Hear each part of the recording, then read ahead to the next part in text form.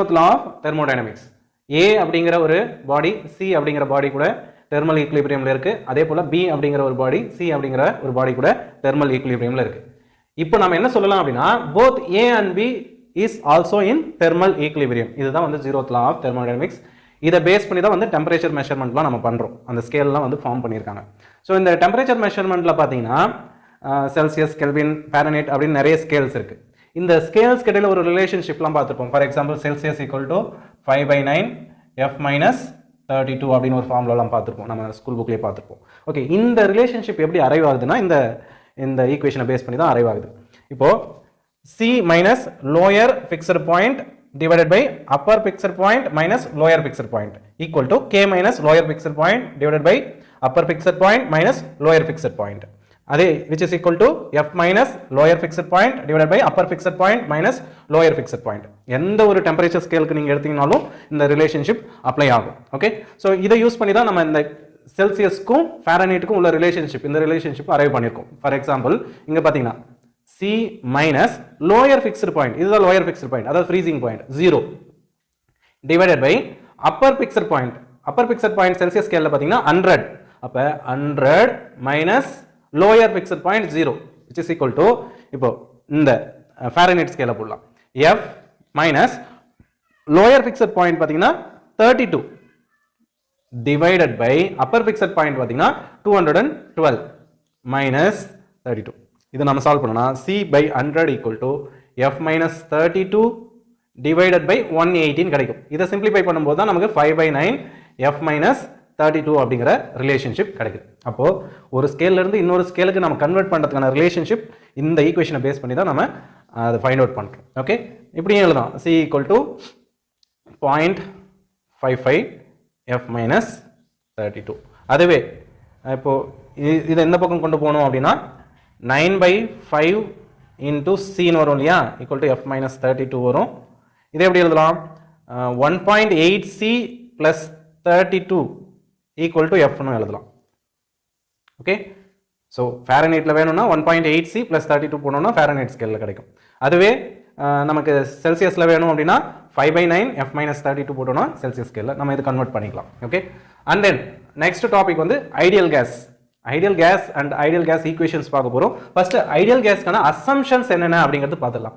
Gases at low pressure and high temperature are considered as ideal gas.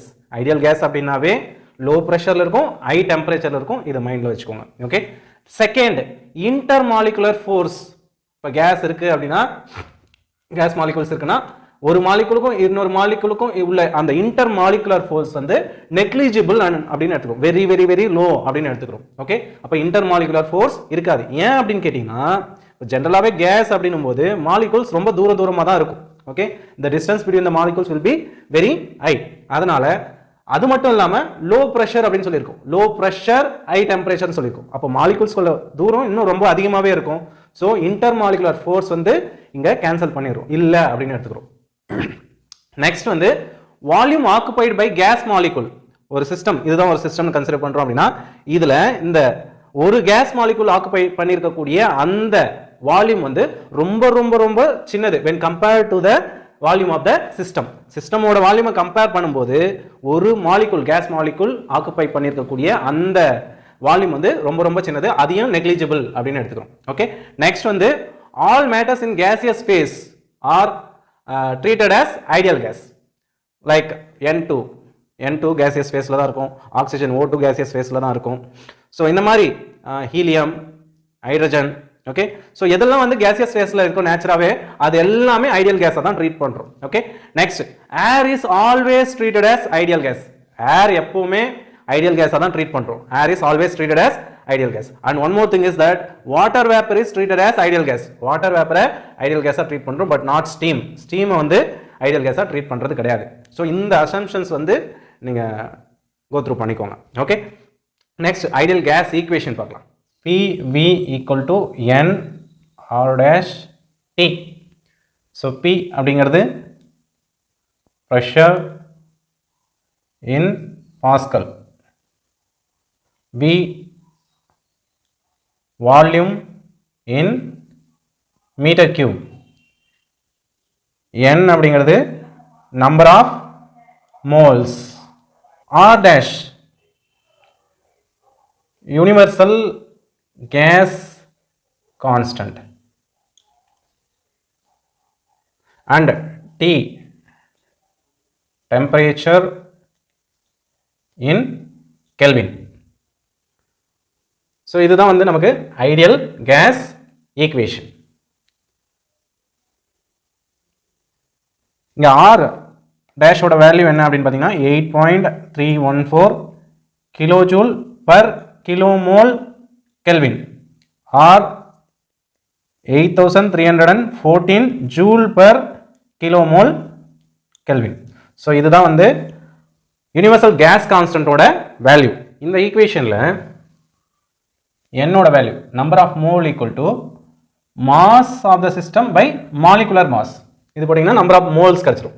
அப்ப n வந்து mass divided by molecular mass நான் replace பண்ண முடியும். அப்ப replace பண்ணும்போது பாருங்க PV equal to n க்கு பதிலா m by m r dash t, which is equal to PV equal to m into r dash by m into t ன்னு எழுதலாம், which is equal to m into r dash by m, அதாவது universal gas constant divided by molecular mass போடுறோம். ஏதோ ஒரு கேஸோட molecular mass, எந்த கேஸா இருந்தாலும் சரி, ஓகே, அந்த கேஸோட molecular mass போடுறோம்னா அது வந்து r. Okay, r is nothing but characteristic gas constant. Characteristic gas constant. So இது வந்து என்ன ஈக்குவேஷன் அப்படினு பாத்தீங்கன்னா characteristic equation. இது வந்து ideal gas equation, இது வந்து characteristic gas equation.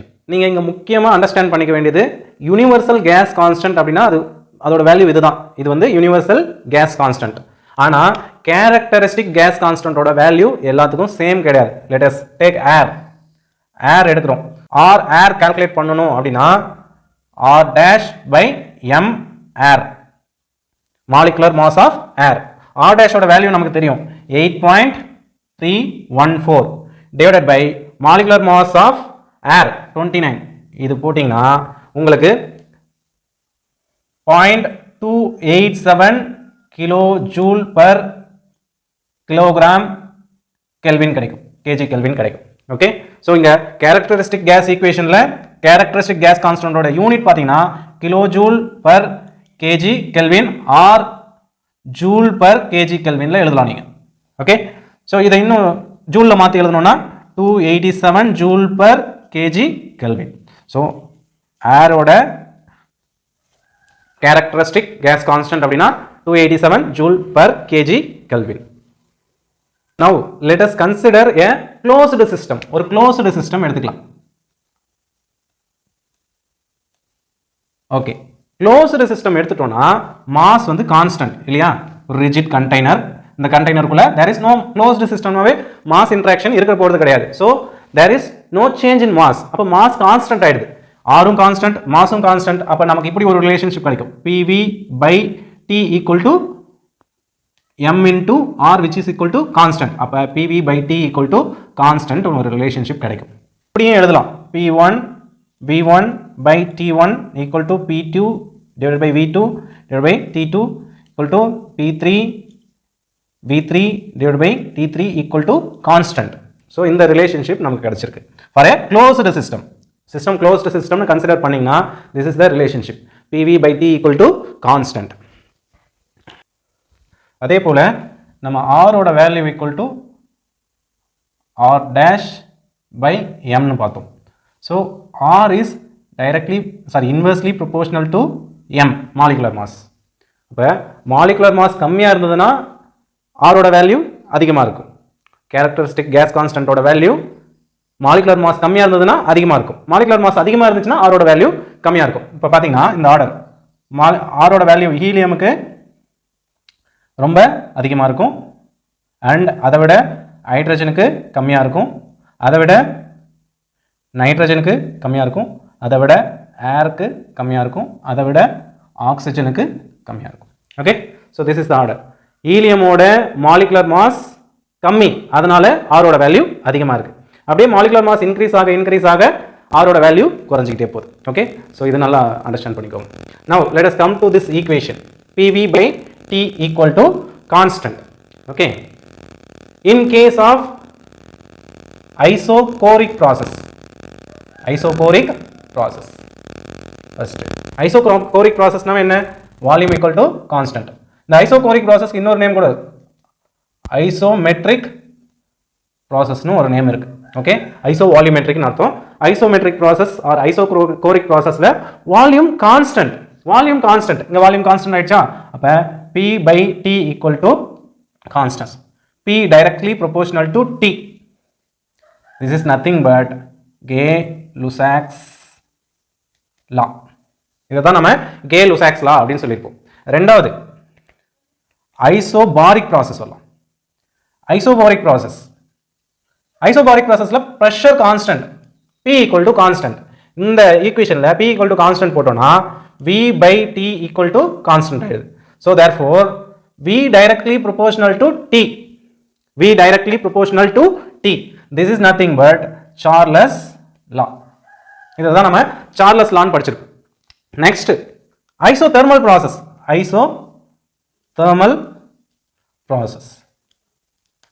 இப்போ isothermal processல temperature constant.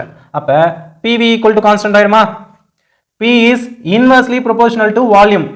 Pressure increase ஆச்சுனா volume குறையும். Pressure decrease ஆச்சுனா volume increase ஆகும். So அதுதான் இங்க. So இது வந்து என்னது? Boyle's law. This is nothing but Boyle's law. Okay. So இதெல்லாமே நம்ம ஃபர்ஸ்ட் படிச்சிருக்க கூடியது தான். அதை இப்படி ரிலேட் பண்ணியிருக்கேன் அவ்வளவுதான். ஓகே, இந்த ஈக்குவேஷனை வச்சு ரிலேட் பண்ணியிருக்கேன். Okay, so when P is directly proportional to T, it is called Gay-Lussac's law. When volume is directly proportional to temperature, it is Charles law. By Boyle's law, pressure is inversely proportional to volume. Okay, அடுத்தது வந்து adiabatic process and polytropic process வந்து பார்க்கலாம். Change in heat equal to 0. அதாவது there is no heat interaction. Okay, so adiabatic process க்கு நமக்கு equation PV power gamma equal to constant. So இதுதான் adiabatic process ஓட equation, PV power gamma equal to constant. இங்க gamma அப்படிங்கிறது adiabatic index அப்படின்னு சொல்லுவோம். So gammaங்கிறது adiabatic index. So it is the ratio between Cp divided by Cv. Cp ங்கிறது specific heat at constant pressure. Cv அப்படிங்கிறது specific heat at constant volume. Okay, Cp அப்படிங்கிறது specific heat at constant pressure, Cv அப்படிங்கிறது specific heat at constant volume. எப்பவுமே Cp ஓட value greater than Cv. அப்ப gamma ஓட value greater than 1 always gamma ஓட value greater than 1. அதை எப்பவுமே understand பண்ணிக்கோங்க. Okay, Cp is always greater than Cv. Okay, இது வந்து adiabatic process. Adiabatic processல பாத்தீங்கன்னா இந்த PV ரிலேஷன்ஷிப் என்னென்ன அப்படிங்கறது பார்த்தலாம். P1 by P2 equal to V2 by V1 whole power gamma. So இது இந்த பக்கம் கொண்டு வந்தோம்னா V2 by V1 equal to P1 by P2 whole power 1 by gamma. இது ஒரு relationship. It is a relationship between pressure and volume. ரெண்டாவது டெம்பரேச்சருக்கும் வால்யூமுக்கும், டெம்பரேச்சருக்கும் வால்யூமுக்கு எடுத்தோம்னா T2 by T1 equal to V1 by V2 whole power gamma minus 1. or அப்படியே மாற்றி எழுதணும்னா V1 by V2 equal to T2 by T1 whole power 1 by gamma minus 1. So இதுதான் relationship. Third பார்த்தீங்கன்னா இது வந்து ப்ரெஷருக்கும் வால்யூமுக்கும், இது வந்து டெம்பரேச்சருக்கும் வால்யூமுக்கும். அடுத்தது ப்ரெஷருக்கும் டெம்பரேச்சருக்கும். T2 by T1 equal to P2 by P1 whole power, இங்க gamma minus 1 இருக்கா, gamma minus 1 by gamma. அடுத்தது அப்படியே கொஞ்சம் மாற்றணும்னா இது இந்த பக்கம் அப்படியே இந்த பக்கம் கொண்டு வந்தோம்னா என்ன ஆகும்?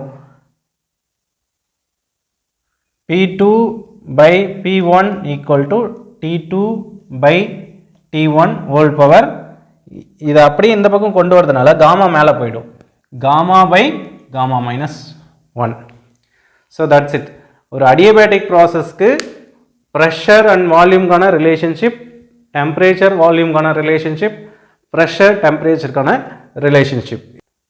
Next வந்து polytropic process. Polytropic process. Polytropic process equation PV power n equal to constant. இது வந்து real process அப்படினு சொல்லுவோம். ஒரு polytropic process தான் actually a real process அப்படினு சொல்லுவோம். இங்க minimum heat interaction இருக்கும். heat interaction எப்படி இருக்கும்? minimum-ஆ இருக்கும். Polytropic processல heat interaction வந்து minimum-ஆ இருக்கும். Adiabatic processல heat interaction இருக்காது அப்படினு சொல்றாங்க. ஓகே. இந்த ஈக்குவேஷனும் இந்த ஈக்குவேஷனும் more or less சேமா தான் இருக்கும். அப்ப இந்த ரிலேஷன்ஷிப்ல எங்கெல்லாம் காமா வருதோ அங்கெல்லாம் n போட்டீங்கன்னா அது வந்து பாலிட்ரோபிக் ப்ராசஸ்க்கான ஈக்குவேஷன் உங்களுக்கு கிடைச்சிரும். ஓகே, எங்கெல்லாம் காமா இருக்கோ அங்கெல்லாம் n போட போறீங்க, அவ்வளவுதான். Okay, same relationship. அப்போ அடியபேட்டிக் ப்ராசஸ்க்கு என்ன ரிலேஷன்ஷிப்னு நீங்க பார்த்து மைண்ட்ல ஞாபகம் வச்சிட்டீங்கன்னா அதே தான் பாலிட்ரோபிக் ப்ராசஸ்க்கும். ஓகே, அண்ட் அடியபேட்டிக் ப்ராசஸ் பொறுத்த வரைக்கும் இது வந்து ஃபாஸ்ட் ப்ராசஸ்ன்னு சொல்லுவோம். It is a very fast process. அதுவே ஐசோதெர்மல் ப்ராசஸை ஸ்லோ ப்ராசஸ்ன்னு சொல்லுவோம். ஐசோதெர்மல் ப்ராசஸ் வந்து slow process. Okay, adiabatic process வந்து ஃபாஸ்ட் ப்ராசஸ், பாலிட்ரோபிக் ப்ராசஸை ரியல் ப்ராசஸ் அப்படின்னு சொல்லுவோம். ஸோ பாலிட்ரோபிக் ப்ராசஸில் PV power n equal to constant அப்படின்னு பார்த்தோம். இப்போ இந்த எண்ணுக்கு என்னென்ன வேல்யூ கொடுத்தா நமக்கு ஐசோகோரிக் ப்ராசஸ், ஐசோபாரிக் ப்ராசஸ் இதெல்லாம் வரும் அப்படின்னு பார்க்கலாம். இப்போது n ஈக்குவல் டு 0ன்னு போடுறோன்னு வச்சுக்கோங்க. என்னுக்கு வேல்யூ நான் 0ன்னு கொடுக்குறேன். அப்போ PV பவர் 0 ஈக்குவல் டு கான்ஸ்டன்ட்னு வரும். P பவர் 0 1 ஆகிடுச்சு. அப்போ P ஈக்குவல் டு கான்ஸ்டன்ட்னு வரும். P equal to constant isobaric process. இப்போ கான்ஸ்டன்ட் ப்ரெஷர் ப்ராசஸ்க்கு என்னோட வேல்யூ 0. ஓகே, அடுத்தது என்னுக்கு வேல்யூ 1 அப்படின்னு கொடுக்குறேன்னு வச்சுக்கோங்க. அப்போ PV power 1 equal to constant, PV equal to கான்ஸ்டன்ட்னு வரும். Okay, PV equal to constant அப்படிங்கிறது பார்த்தீங்கன்னா isothermal process. Isothermal process. Okay. Next, அப்போ isothermal processக்கு n is equal to 1. Polytropic processக்கு n equal to n அப்படின்னு கொடுத்தோம்னா PV power n equal to constant. இது வந்து polytropic. Polytropic ப்ராசஸ்க்கு என்னோட வேல்யூ n தான். Okay, next n equal to இன்ஃபினிட்டின்னு கொடுக்குறோன்னு வச்சுக்கோ. n equal to infinity.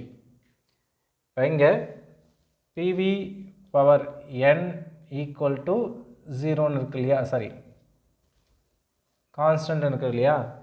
இது நான் என்ன பண்ணுறேன் அப்படின்னா PV power n all to the power of 1 by n ன்னு எழுதுறேன், which is equal to P power 1 by n into V equal to constant.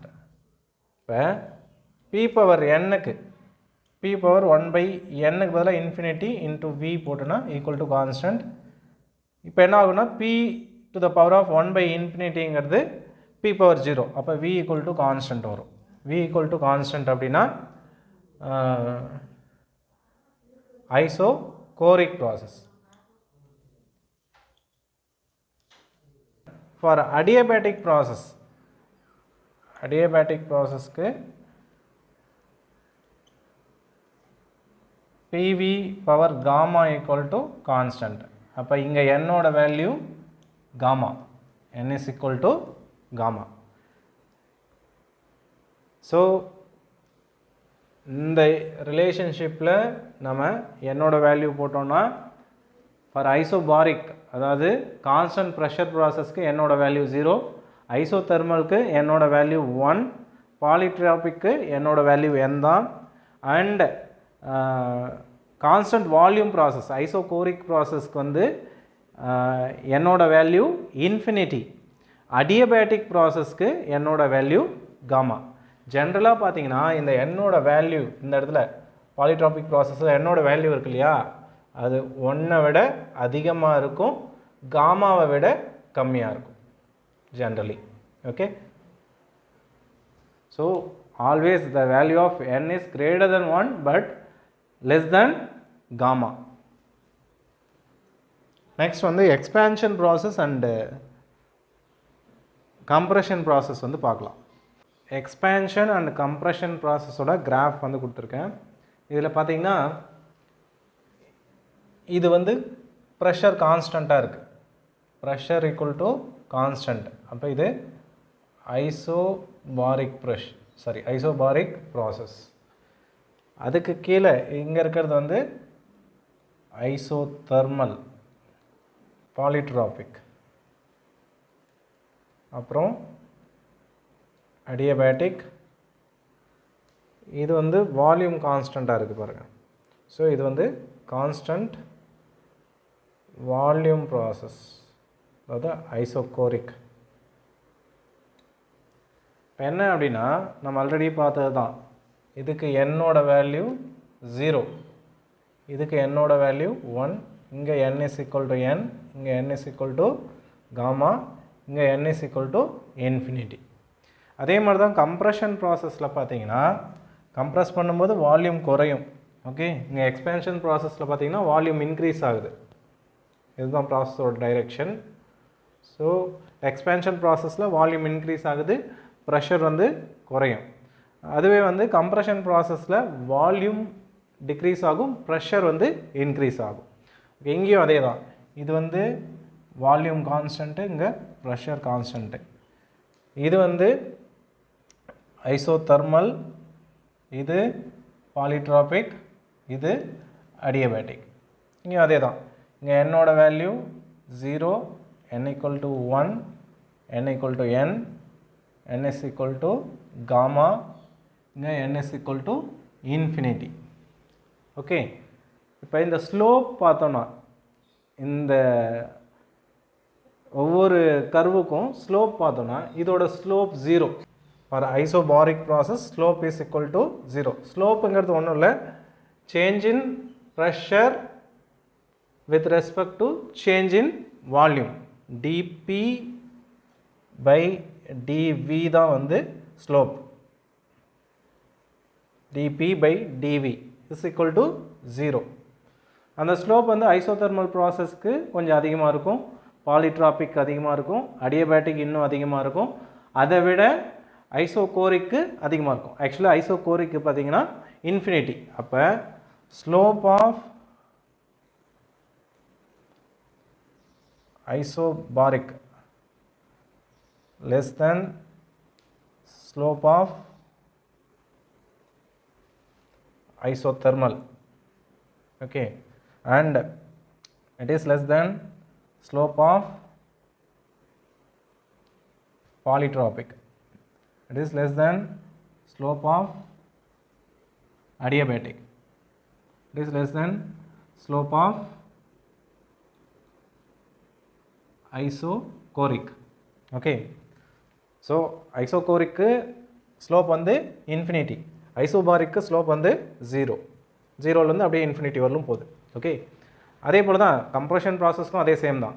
Slope வந்து இங்கே 0வாக இருக்கும், இதுக்கு வந்து இன்ஃபினிட்டியாக இருக்கும், இங்கே 0லேருந்து அப்படியே இன்க்ரீஸ் ஆகிட்டு போகும் ஸ்லோப். ஐசோதெர்மல் ப்ராசஸ்க்கு கான்ஸ்டன்ட் ப்ரெஷர் ப்ராசஸோட ஸ்லோப் அதிகமாக இருக்கும், அதை விட அதிகமாக பாலிட்ராபிக் ப்ராசஸ்க்கு, அதை விட அதிகமாக அடியபேட்டிக் ப்ராசஸ்க்கு இருக்கும். ஓகே.